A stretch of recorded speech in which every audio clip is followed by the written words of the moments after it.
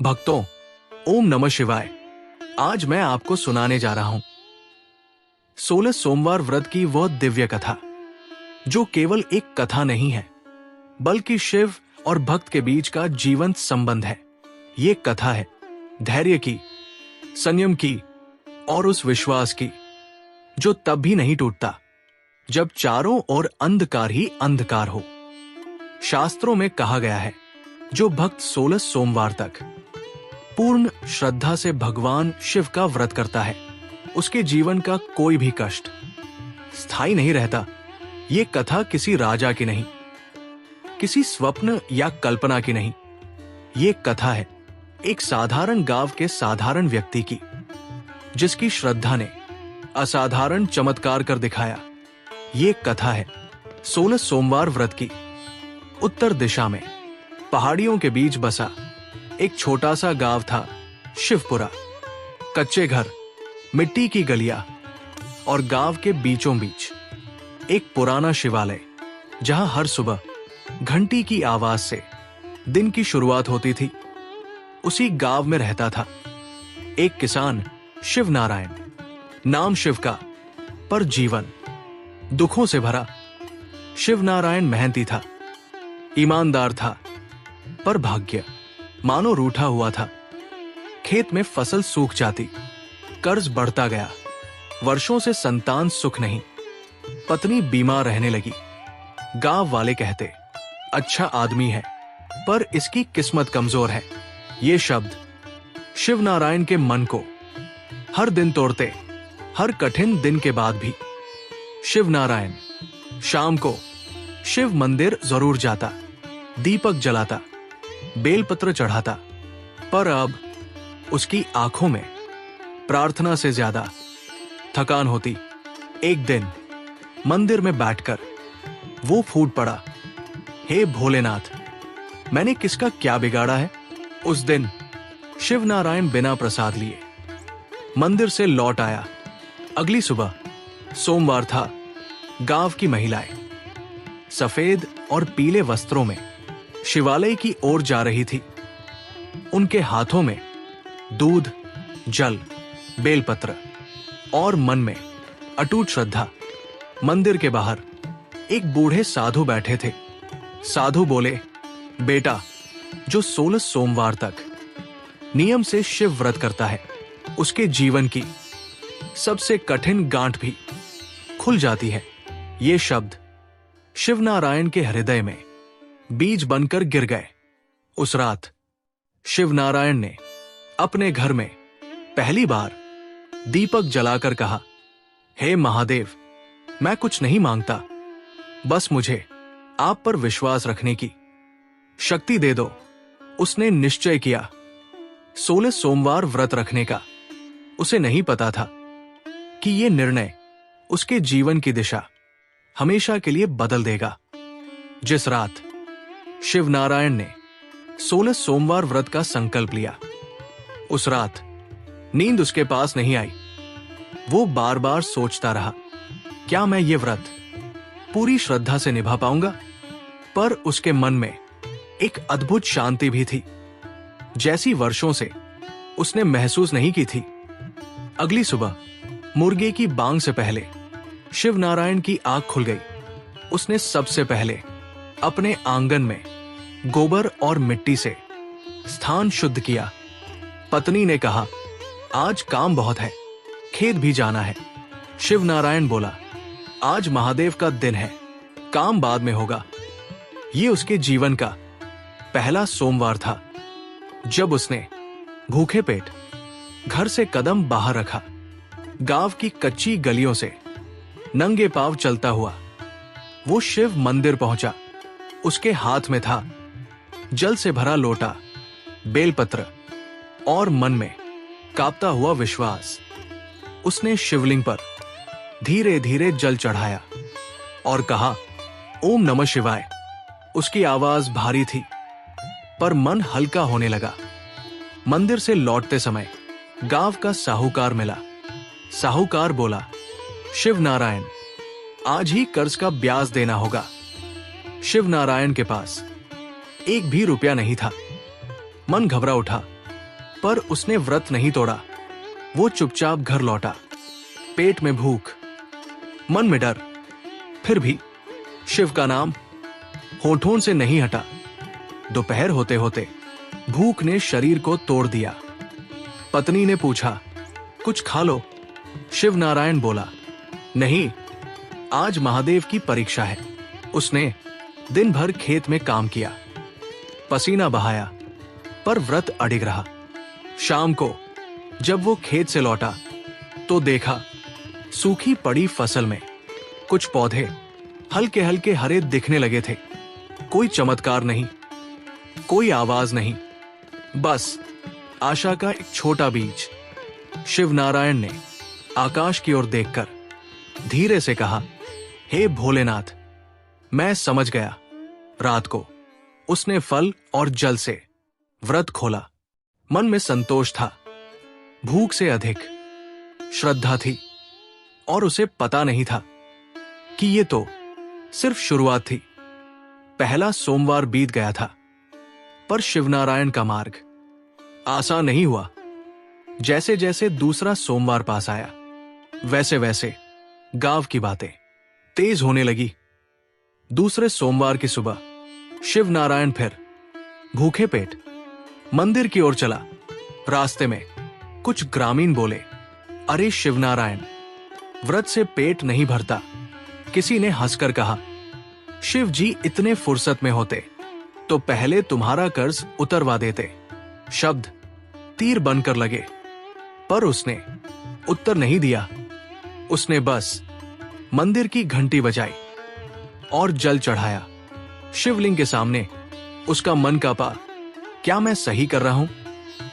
पर उसी क्षण उसने बेलपत्र रखा और बोला, हे महादेव, यदि भरोसा टूट गया तो सब टूट जाएगा। और मन फिर स्थिर हो गया।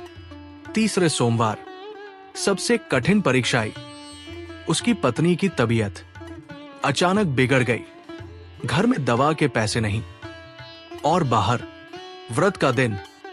पत्नी बोली, आज व्रत मत रखो।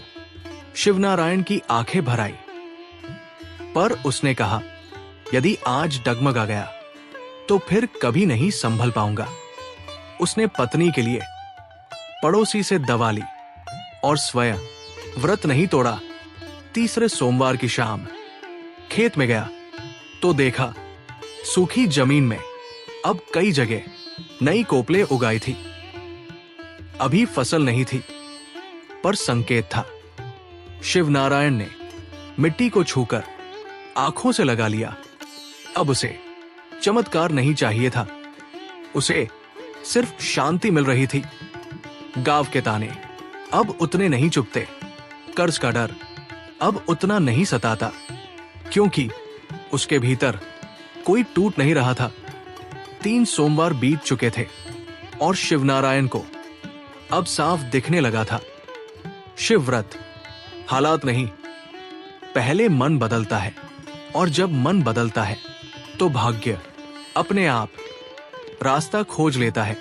3 सोमवार बीत चुके थे और शिवनारायण अब व्रत को बोझ नहीं, अपना मार्ग मानने लगा था। अब वह फल की प्रतीक्षा नहीं करता, बस नियम निभाता। चौथे सोमवार शरीर ने जवाब देना शुरू किया।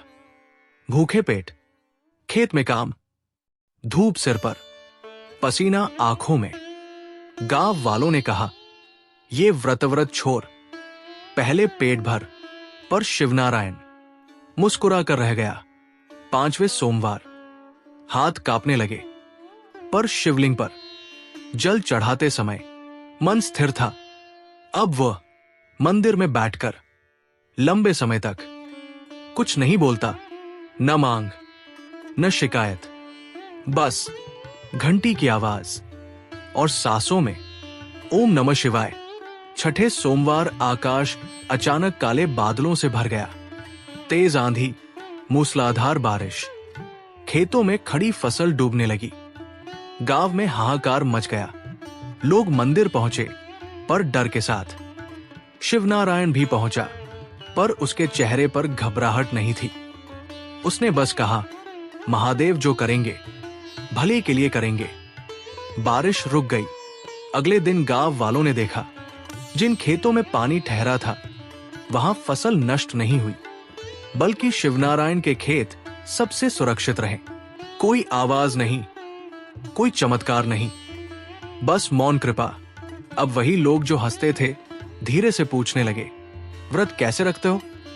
शिवनारायण ने कहा, मैं नहीं, श्रद्धा रखती है। अब शिवनारायण कम बोलता, ज्यादा सहता। वो समझ चुका था, शिव की कृपा दिखती नहीं, अनुभव होती है। छठे सोमवार के बाद शिवनारायण के जीवन में बाहर से भले ही सब कुछ सामान्य दिखता था, पर भीतर एक गहरा परिवर्तन चल रहा था। अब वह कम बोलता था, ज्यादा सुनता था। अब उसे लोगों की प्रशंसा भी डिगा नहीं पाती। आठवें सोमवार गांव के कुछ लोग उसके पास आए।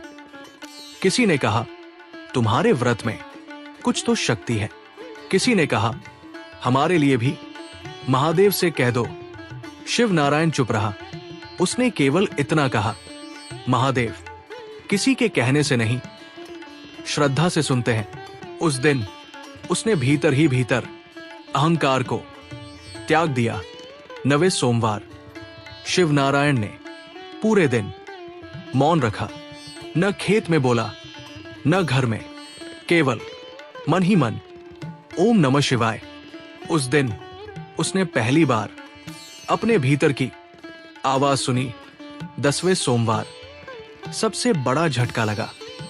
साहूकार ने घर आकर कहा, अब कर्ज नहीं चुकाया तो घर नीलाम होगा। पत्नी रो पड़ी। शिवनारायण का मन एक पल को डगमगाया, पर उसी क्षण उसने शिवलिंग को मन में देखा और बोला, यदि ये भी तेरी इच्छा है तो स्वीकार है। उस दिन उसकी आंखों से आंसू गिरे, पर व्रत नहीं टूटा। 11वें सोमवार शिवनारायण ने मंदिर में दीपक जलाते हुए कहा, हे महादेव, अब जो भी छीनना हो छीन लो, यदि विश्वास बचा रहे। उस क्षण उसका हृदय हल्का हो गया। 12वें सोमवार कोई घटना नहीं हुई, न लाभ न हानि, बस अद्भुत शांति।